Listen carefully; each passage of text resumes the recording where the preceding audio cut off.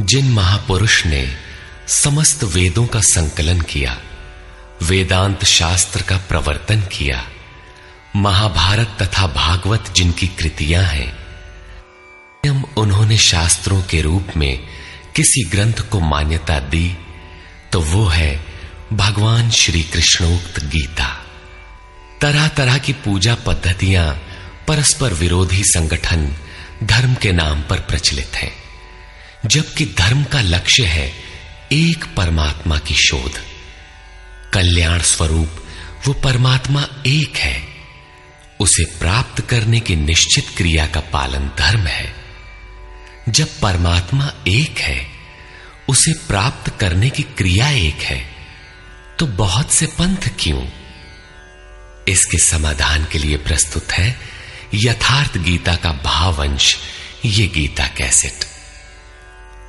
धर्म के सरल स्वरूप और उसकी प्राप्ति हेतु निर्धारित क्रिया का क्रमबद्ध तथा पूर्ण विवरण योगेश्वर श्री कृष्णोक्त गीता है।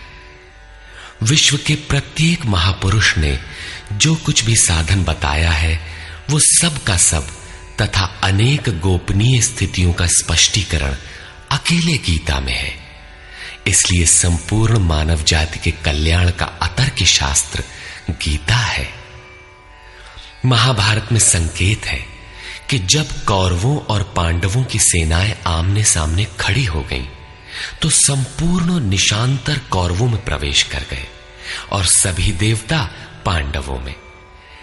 इस कथन से महर्षि व्यास ने स्पष्ट कर दिया कि गीता के सभी पात्र देवता या असुर हैं तथा प्रतीकात्मक हैं। प्रत्येक मनुष्य के अंतःकरण में दैवी और आसुरी दो प्रकृतियां अनादिकाल से हैं।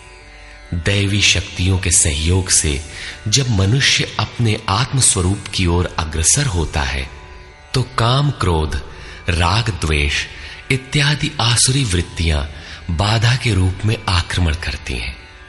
उनका पार पाना ही वास्तविक युद्ध है।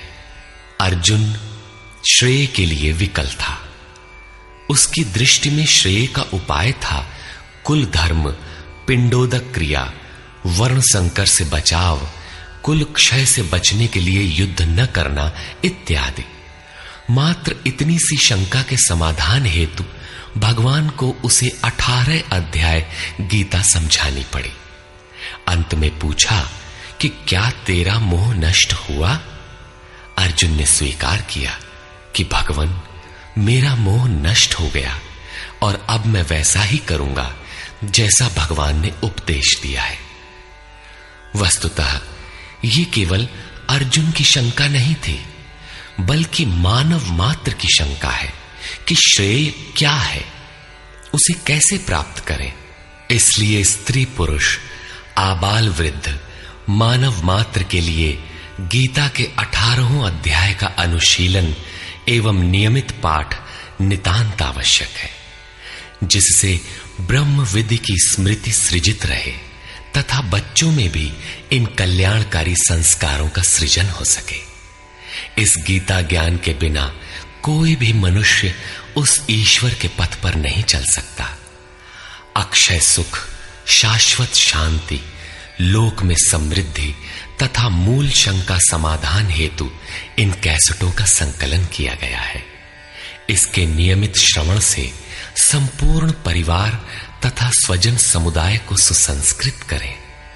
संसार में कहीं भी मनुष्य हो, उसके लिए गीता सदैव अमृत वाहिनी है। गीता आपका शास्त्र है। गौरव का विषय है कि 5000 वर्ष से भी अधिक अंतराल के बाद श्री कृष्ण का यथार्थ गायन आपके सम्मुख है। जन्म जन्मांतर की रूढ़ियों से ग्रस्त मस्तिष्क को स्वच्छ कर चिंतन के प्रशस्त पथ पर चलने के लिए इन कैसेटों का प्रसारण प्रातः अवश्य करें।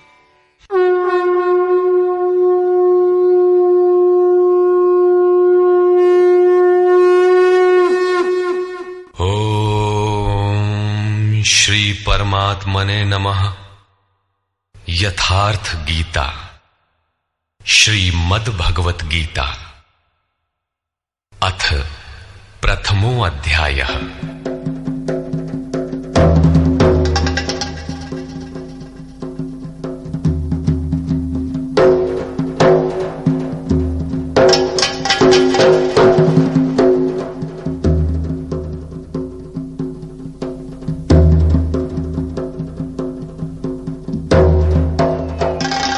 धृतराष्ट्र उवाच।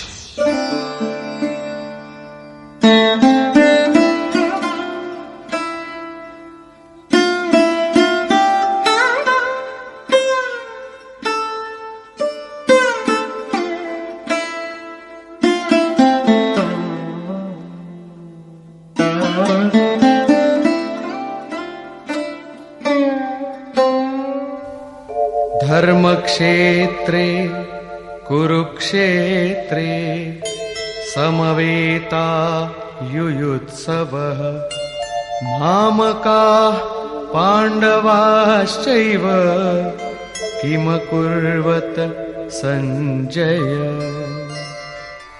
धृतराष्ट्र ने पूछा, हे संजय, धर्म क्षेत्र कुरुक्षेत्र में एकत्र युद्ध की इच्छा वाले मेरे और पांडु के पुत्रों ने क्या किया? अज्ञान रूपी धृतराष्ट्र और संयम रूपी संजय। अज्ञान मन के अंतराल में रहता है। अज्ञान से आवृत मन धृतराष्ट्र जन्मांध है, किंतु संयम रूपी संजय के माध्यम से यह देखता है, सुनता है।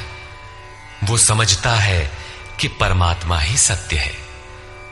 फिर भी जब तक इससे उत्पन्न मोह रूपी दुर्योधन जीवित है, इसकी दृष्टि सदैव कौरवों पर रहती है, विकारों पर ही रहती है। धर्म एक क्षेत्र है। जब हृदय देश में दैवी संपत्ति का बाहुल्य होता है तो यह शरीर धर्म क्षेत्र बन जाता है, और जब इसमें आसुरी संपत्ति का बाहुल्य होता है तो यह शरीर कुरुक्षेत्र बन जाता है। कुरु अर्थात करो। ये शब्द आदेशात्मक है। भगवान श्री कृष्ण कहते हैं, प्रकृति से उत्पन्न तीनों गुणों द्वारा परवश होकर मनुष्य कर्म करता है। वो क्षण मात्र भी कर्म किए बिना नहीं रह सकता। गुण उससे करा लेते हैं। तीनों गुण मनुष्य को देवता से कीट पर्यंत शरीरों में ही बांधते हैं। जब तक प्रकृति और प्रकृति से उत्पन्न गुण जीवित हैं, तब तक कुरु लगा रहेगा।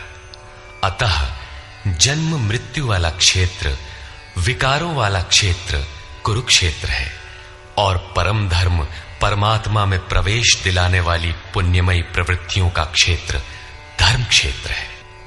पुरातत्वविद पंजाब में काशी प्रयाग के मध्य तथा अनेकानेक स्थलों पर कुरुक्षेत्र की शोध में लगे हैं, किंतु गीताकार ने स्वयं बताया है कि जिस क्षेत्र में यह युद्ध हुआ वो कहां है।